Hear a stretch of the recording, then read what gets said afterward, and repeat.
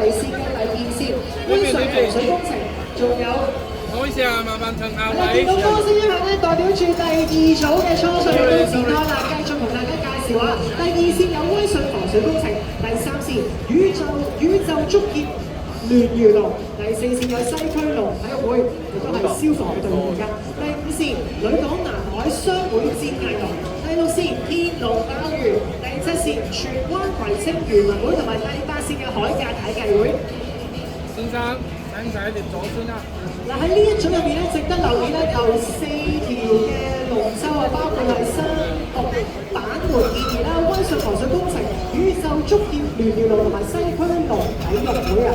嗱，大家可以見到咧，其實今日咧望下個風向咧，呢一班嘅龍舟建議咧，可以話係逆流而上啊。對於佢哋嘅挑戰咧，亦都相當之大啊。嗱，值得留意咧，見到第一線三木板門建議啊，見到佢哋嘅龍頭咧，亦都係衝住浪破晒水，非常之厲害。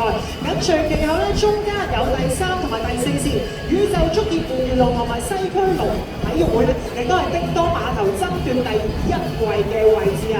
望下最內線，千祈唔好忘記咗荃灣葵青漁民會，亦都係頭位置。現場嘅觀眾朋友，如果有你熟悉嘅隊咧，不妨幫佢打打氣啊！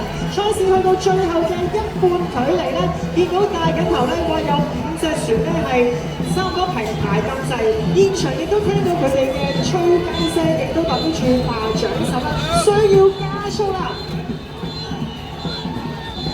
我聽到好多嘅歡呼聲音啊！望翻比賽啦，暫時領先緊都有第4線度，西區龍體育會一眾消防嘅朋友咧，亦都加把勁啊！緊隨其後咧，有第3線嘅宇宙足協聯娛龍，同埋第1線都上緊嚟，有機會係第1名衝線。